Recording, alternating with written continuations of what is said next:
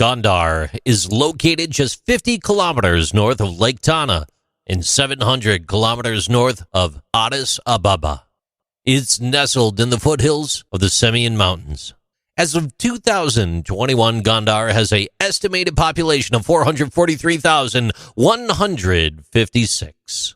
The University of Gondar is right here, and until 2003, it was known as the Gondar College of Medical Sciences. It's the oldest medical school in all of Ethiopia. It was established as a public health college in 1954. The university buildings are all amazing, very modern looking. There's a fantastic university hospital here as well that serves the public. They have 400 beds available.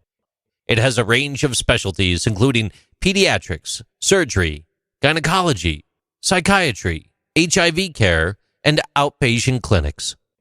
Gondar is the fourth largest city in all of Ethiopia, and it served as the capital for a very long time. It's on a strategic position. The city played a fundamental role to the triumph over different foreign invaders against Ethiopia over the centuries. Since the demise of the Aksumite Empire, when the capital had been at Aksum, Ethiopia had no capital. Ethiopian emperors had moved around the country, living in tented royal camps.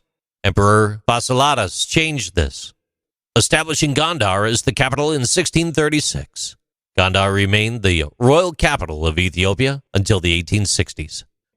The castles and palaces built during these years have led Gondar to be designated as a UNESCO World Heritage Site.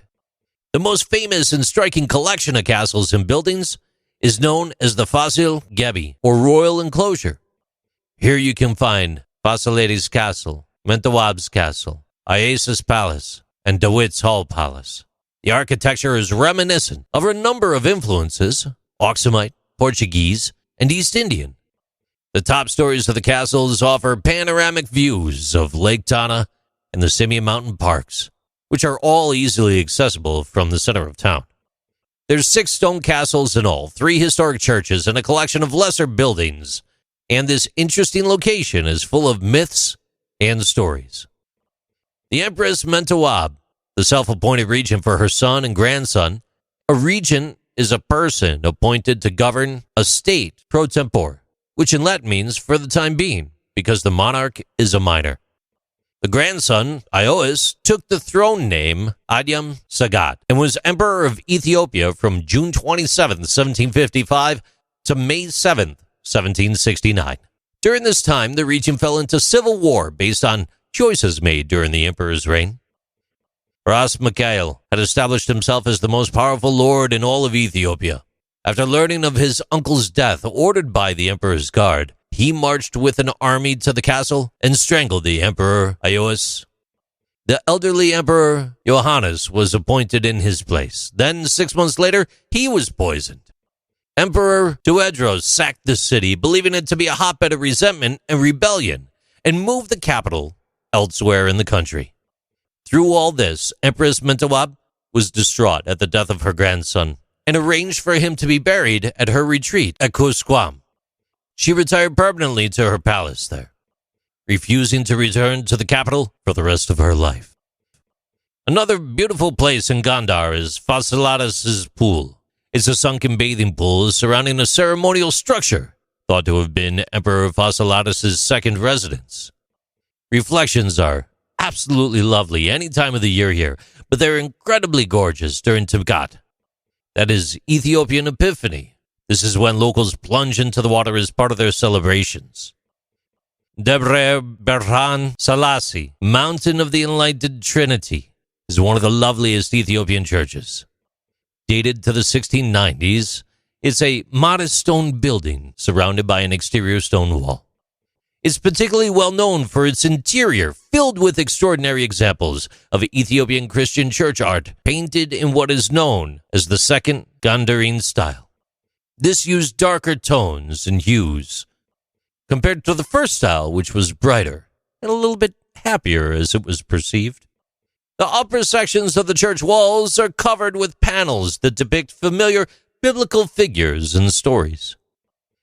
After the military occupation of Ethiopia by the Kingdom of Italy in 1936, Gondar was further developed under Italian occupation. And during the Second World War, Mussolini's Italian forces made their last stand in Gondar in November of 1941. That was after Addis, Ababa fell to British forces 6 months before.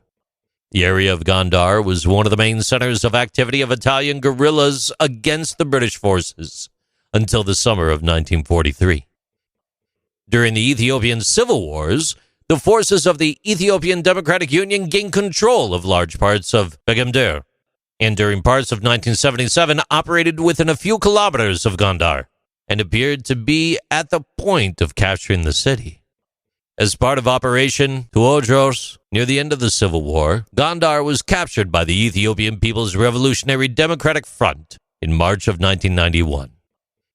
On the northern outskirts of Gondar, an abandoned synagogue at Woleka evokes the story of the Beta Israel, a lost tribe of Ethiopian Jews were airlifted to Israel during the 1980s.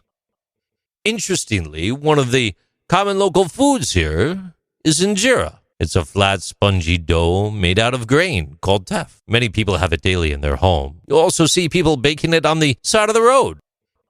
Gondar is a subtropical climate. It's mild, temperate to warm.